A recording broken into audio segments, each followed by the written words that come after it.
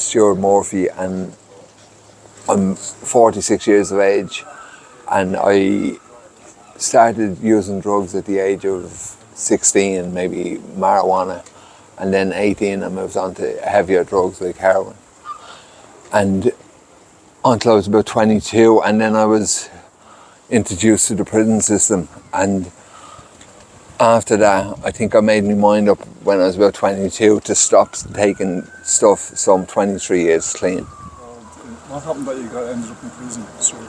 I was in town one night and I had an altercation over a drug deal, and I stabbed a guy, and I got 4.5 years for that. Okay. And then I got released for 6 months, and I stabbed another guy, but I was mentally unwell, definitely mentally unwell the second time. The first time was aggro and the lifestyle I was living, but the second time was definitely mental health issues, do you know what I mean? So what actually happened? I was just in town, I just got it into my head to stab some guy, you know, I was like... Really? Yeah, it was just out of nowhere, just a blip, you know what I mean? One of these cuts that kind of happened. And were you actively addicted the second? No, I wasn't actively addicted, but I was off the drugs. Were you taking any medication? No, yeah, I was on medication for the mental health. And what did they diagnose your mental health problem? Schizophrenia.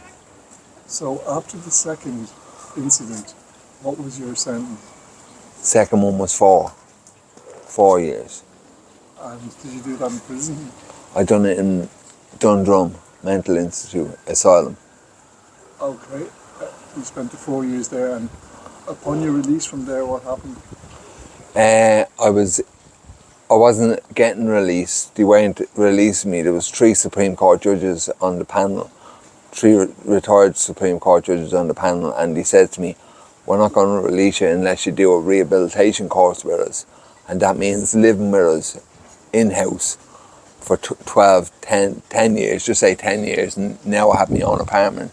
And for the last 3 years, you know what I mean? So it's like, and that was the end of the rehabilitation when I got my apartment. That was the final cut. After that, I was free, you know what I mean? Okay. And how do you manage with the mental health issues today? The mental health issues, I see my doctor every month or two, every 2 or 3 months, and I get a depot. I'm on top of things, you know what I mean? I'm on top of it, you know what I mean? I don't have any weird thoughts or anything, you know what I mean? My mind isn't racing without my control over it, you know what I mean? It was like... Would you put that down to medication or therapy? Medication, yeah. I'd say when I started using at 18, I was already, I think the lifestyle I was living to be in that environment of dealing and winning and dealing. I think by being in that environment, you're mentally unwell anyway. Right. You know what I mean? That's my personal opinion. And with the things that are going on now with the government introducing, instead of drug addicts going to prison, introducing them to the mental health services and things like that. And health services just as is, you know what I mean? The services are brilliant. I done a course in Dundrum with a Professor O'Donoghue, and it was a relapse prevention program, and he says once you do this program, it was a 3-year program, twice a week for 2 hours every week, you know what I mean? So it's like, we done this, and he says you have 90% of the chance you're going to you'll lapse, you'll take it again, you know what I mean? But you'll judge it and you know where you stand, you know what I mean, when you do this program, because you'll understand what's right and what's wrong, you know what I mean? And the right side of it is not taking drugs and being clean, fresh in your day, and looking after your body and looking after yourself, you know what I mean, and your environment, you know what I mean? But like, the wrong side of that is when you're taking drugs. Sure. And tell me, Stuart, didn't you struggle with homelessness as well when you got out of... Yeah, I was homeless before I went to prison. I was homeless then. I was homeless for 2 years, but I made a life out of it, you mean? I never slept on the streets or anything, you mean? I had a tent, I lived in the country, and I come back into Dublin for me pay, and I go back to the country and just live around the country. And I feel like now when I look back, that was the most positive part of my life, you know what I mean? Stay out of the city. Yeah, You know what I mean? Stay out of that kind of homeless buzz, you know what I mean? Well, I wasn't homeless, I was like, I hadn't a house, but I was living my normal life, you know what I mean? Food always came first with me, no matter how strung out I was or anything, you know what I mean? It was always food first, and then we take the drugs, you know what I mean? It was like, Sure. do you get me? So I always looked after my health, you know what I mean? First, you know what I mean? It was like, And how are you managing today, mental health wise? mental health wise, I see me doctors, I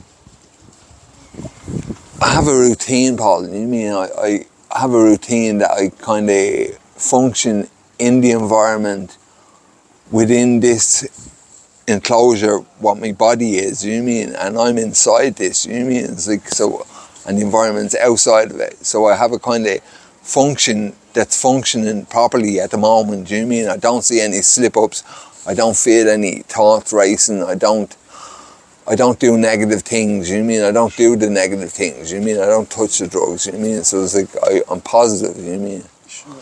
You'd be pretty stable mentally now. Yeah, sure. yeah. Tell us about your art as well. My art, when I was in hospital, I got introduced to art. And it was something that I always wanted to do, and writing as well. And it was like, I always look at the world from a opaque kind of view, you know what I mean? It's not fully understood, I don't think. I don't think there's a lot of the world that isn't understood, you know what I mean? And there's a lot of the environment that hasn't been sourced at the moment, you know what I mean? So it's like, if you look at life and appreciate what you get for free, you know what I mean, before you put food into the body, you know what I mean? If you appreciate that, I think, once you appreciate life and have respect for other people, you know what I mean, and respect for yourself, you know what I mean, self-respect. I think self-respect comes first, because when I was unwell, the doctor says, look, we can show you this, we can show you that, we can tell you this, we can tell you that, but at the end of the day, it's up to you, Stuart. You know what I mean, to actually put it together, you know what I mean, to put all the pieces together.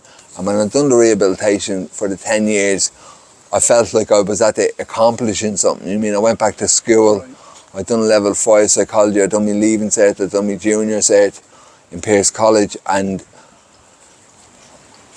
I feel like I want to go back to college now. So this September coming, I'm going back to college in Inchicore to do a psychology course, level 6. Wow. And that's such a great place from where you've come from. Yeah.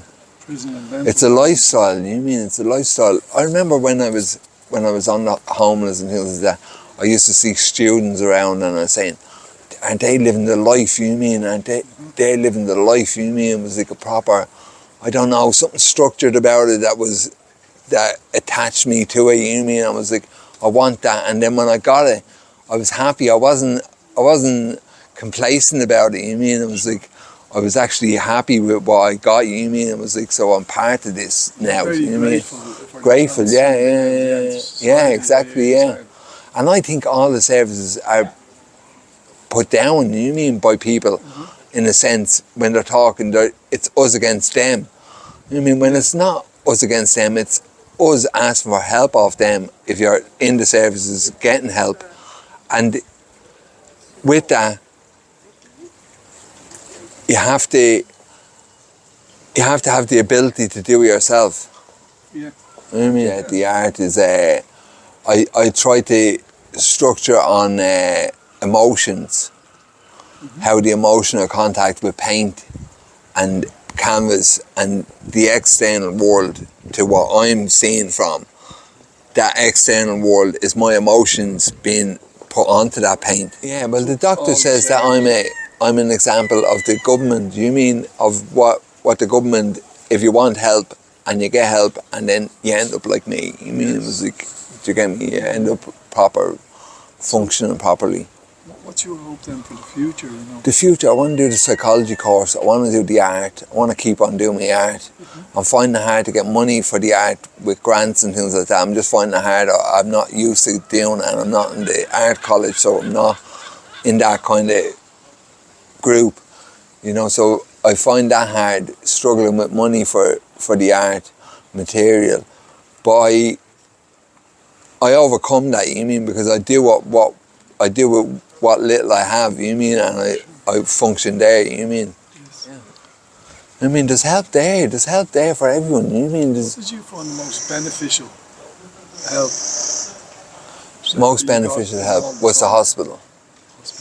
Was it the therapies there? The therapies, all the psychology courses, the doctors, the nurses, and I have to say the nurses, of all the nurses, I think I had one argument, and I wasn't even in the room with him. I was just roaring from another room in the hospital, and that was the only altercation I had in the whole 20 years that I was with the services. They were brilliant. Tell us something, Stuart. When you were in prison, before they sent you to the mental hospital, it was a different life there. It was a different life there. Some problems there for them to actually send you to the mental hospital. Yeah. How did that go down? I think I wasn't made for prison anyway. I mean, it wasn't. The people there weren't communicating on the same level as me. I mean, it was like, to get me, even if I was unwell, I was still on that level. You know what I mean? It was like, to get me. But the thing with me was, I got in trouble in the prison, and I was sent to Dundrum. But like, it was a blessing, you know what I mean? My mother was delighted when I got to Dundrum, you know what I mean? But like, there was 40 acres of land, like this garden around here, Paul. Like, except 40 acres of it, of proper gardens, and I could walk around there therapeutic all the time, have a cup of coffee walking around, you know what I mean? It was like, big difference than being locked in a cell and going out to a yard, you know what I mean? It was like, do you get me? I absolutely do, bro. You were blessed anyway to be able to get the right help that you needed, Stuart. Yeah. You're a colourful character to see around town and that. I only got to know you there in the last year and that, but it's great. I love your art. I know your art is not from a trained perspective, but there's as much passion and insightful as there is in some of the better abstract artists that I've seen. It holds itself with anything in the right environment. Those pictures stand alone. But I have an idea behind it, Paul. You mean, there's an idea there. It's not just empty space. You mean, it's not just empty space. You look at it and then that's it. You mean, there's a lot behind it. You mean, there's a lot of communication, cognitive communication going on between everyone at this moment. Once I look over there, there's cognitive communication going between them people and me. You mean, it was like, to get me that kind of motion, you mean, and keeping with it all the time. You mean, it's like, you're a man of complex ideas. And I suppose abstract painting is the only way to express it. But Stan, I wish you success as you move forward with all your endeavours, creative and scholarly. Thanks, Paul, for the opportunity to put this across to people and let them know that there is a positive side to the government, do you mean, and the services, do you mean? It's a very refreshing thing to hear. You know, we're always promoting the bad news. And we fall short. It's great to hear somebody that at least is grateful for the help that they got. And to save one life is invaluable anyway. So well done, exactly. Stuart. Okay, Paul. Thanks.